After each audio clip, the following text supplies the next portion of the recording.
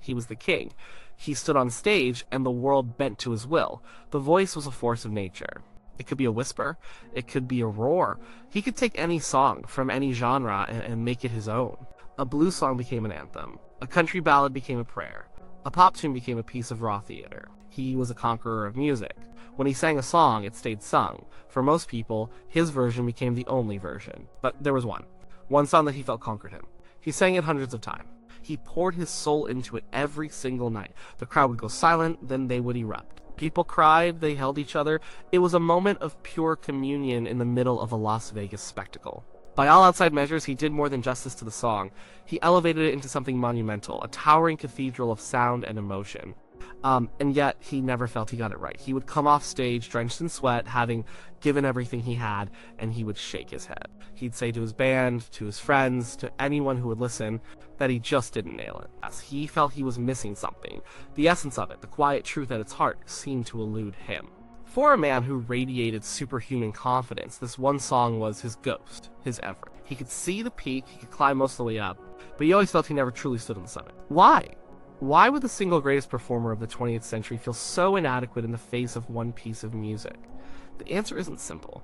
It's not about notes or phrasing, it's about faith and doubt, and the impossible weight of a perfect song. To understand his struggle, you have to understand the song itself. It wasn't just a hit. It was a cultural event. It arrived in a time of turmoil and division. The world felt broken. People felt lost. And then this song appeared on the radio. It started with just a piano. A simple, elegant, gospel-inflected piano. It sounded like a hymn being played in a quiet church on a rainy Sunday morning. The sound was clean and pure. Then the voice came in. Not a powerful voice, not at first. It was a gentle voice, almost angelic. It was a promise. A simple, direct promise from one person to another. When you're weary, when you're feeling small, when tears are in your eyes, I will be there. I will comfort you. It was a song that looked you in the eye and said, you are not alone. The song builds. The drums come in with a slow, powerful crash. Strings swell. The voice soars, climbing higher and higher, a beacon of reassurance. It wasn't a love song in the traditional sense. It was a song about grace. It was about laying yourself down for someone else, becoming a solid, dependable thing in a world of chaos. Its power was in its sincerity. You believed every single word. The man singing it wasn't performing, he was testifying. When it was released, it became more than a song. It became a modern spiritual. People played it at weddings. They played it at funerals. It was a source of comfort for millions. It was a perfectly constructed piece of art, both simple and profound. The melody was timeless. The lyrics were a balm, and the original vocal performance was considered by many to be flawless. It was pure, clear, and seemingly effortless. It didn't sound like a man singing. It sounded like an angel offering solace. This was the monument he chose to approach. Now, think about where he was in his life when he first heard it. This was 1970. The wild child rebel of the 1950s was gone. The Hollywood movie star of the 1960s was also gone. He had come back from the wilderness with his televised special in 1968, proving to the world he still had the fire. He was raw, dangerous, and better than ever. But then came Las Vegas. Vegas was both his salvation and his prison.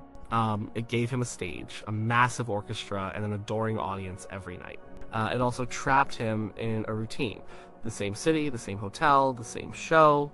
He was the biggest star in the world, playing to sold-out crowds, but he was isolated. His life was a gilded cage of penthouse suites and backstage corridors.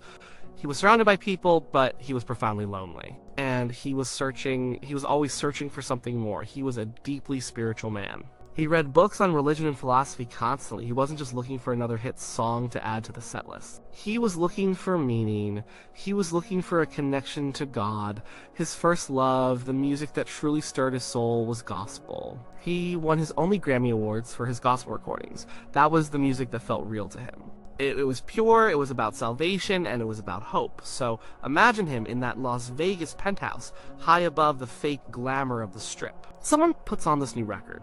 That gospel piano fills the room. That gentle voice makes its promise. For him, this wasn't just a pop song. He heard a hymn, he heard a prayer, he heard everything he was searching for, distilled into 5 minutes of music. It spoke directly to his own spiritual yearning and his own deep-seated desire to offer comfort.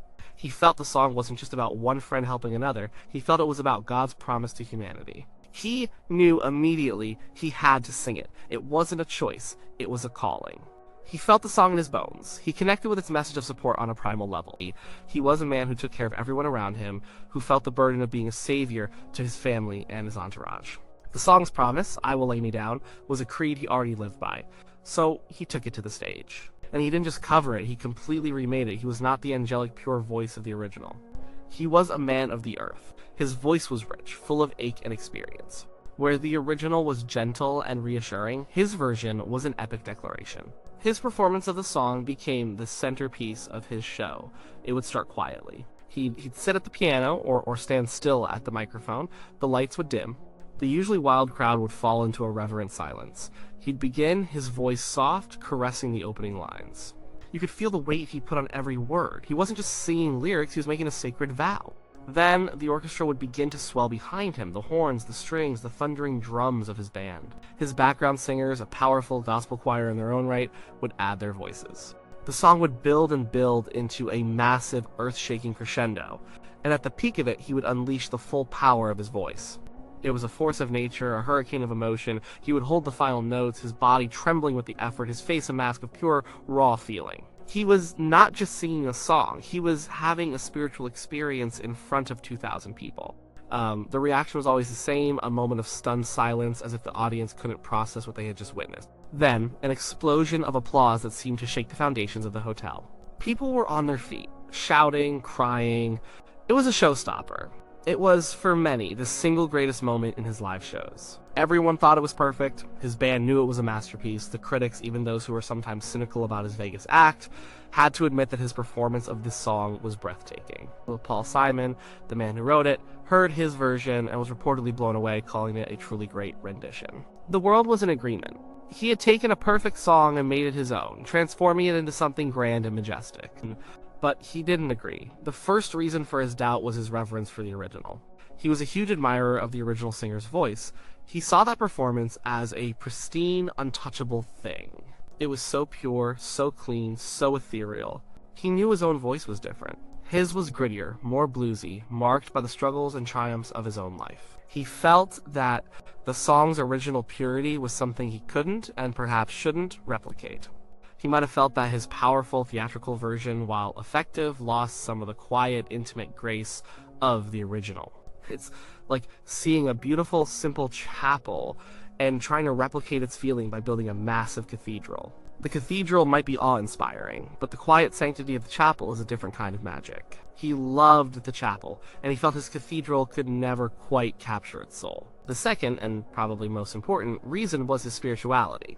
Because he viewed the song as a hymn, he set an impossible standard for himself. He wasn't just trying to perform it well, he was trying to channel the divine.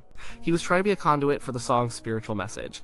Every time he sang it, he was reaching for God. He was trying to create a moment so pure and so powerful that it would transcend the glitz of the stage and touch something holy. And from his perspective, he always fell short. How could a mere mortal, a flawed human being, ever truly do justice to a message he saw as coming from God?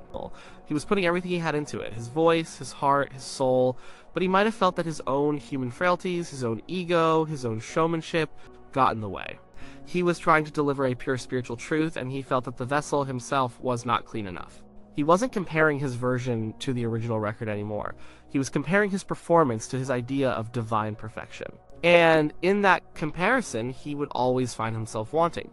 This internal struggle was likely made worse by the context of where he was singing it. Think about the absurdity of it.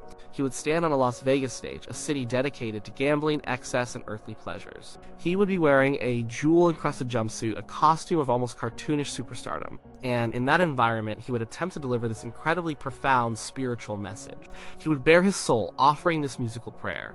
And then, moments later, he'd be back to the rock and roll, the karate moves, the winking jokes, and throwing sweaty scarves to screaming women. That contrast must have been jarring for him. It was a collision of the sacred and the profane. How could you deliver a message of pure grace in the middle of a circus? He may have felt that the setting itself tainted the song. He was trying to have a church service in the middle of a casino. No matter how sincerely he sang it, the environment might have made him feel like he was failing the song. He was giving them a piece of his soul, but the context made it part of the show. That could have felt like a betrayal of the song's essence. Finally, there was his own relentless perfectionism. This was a man who obsessed over details in his music. He would do take after take in the studio until he felt he had captured the precise feeling he was looking for. On stage, he was the same. He wanted every note from the band to be perfect, every harmony from the singers to be exact. When it came to this song, the one he held in higher esteem than perhaps any other song he ever sang, his standards were simply unreachable. He wasn't just looking for a technically perfect performance, he was looking for a transcendent one. He was chasing a feeling, and that feeling was elusive. Maybe one night the orchestra wasn't quite in sync with his emotion. Maybe another night his voice felt a little tired. Maybe he felt the audience wasn't as connected as they should be. Any small imperfection would have felt like a colossal failure to him because the song demanded nothing less than absolute perfection. He was chasing a moment of pure, unadulterated connection, and the nature of live performance is that it's always imperfect. He was trying to capture lightning in a bottle every single night, so he kept trying. Night after night, year after year. He kept it in his setlist right up until the very end. It became his personal quest. Each performance was another attempt to get it right, to finally do justice to this song that meant so much to him. He would pour more and more emotion into it, the arrangements became grander. His vocals became more desperate, more pleading. He was wrestling with the song in public, trying to pin down its spirit. What is so ironic is that his struggle is what made his version so powerful for everyone else. We, the listeners, didn't hear a man failing. We heard a man trying with every fiber of his being to reach for something beautiful and true. We heard his yearning, his ache, his desperation. We felt his sincerity. His performance wasn't perfect in the clean, angelic way of the original.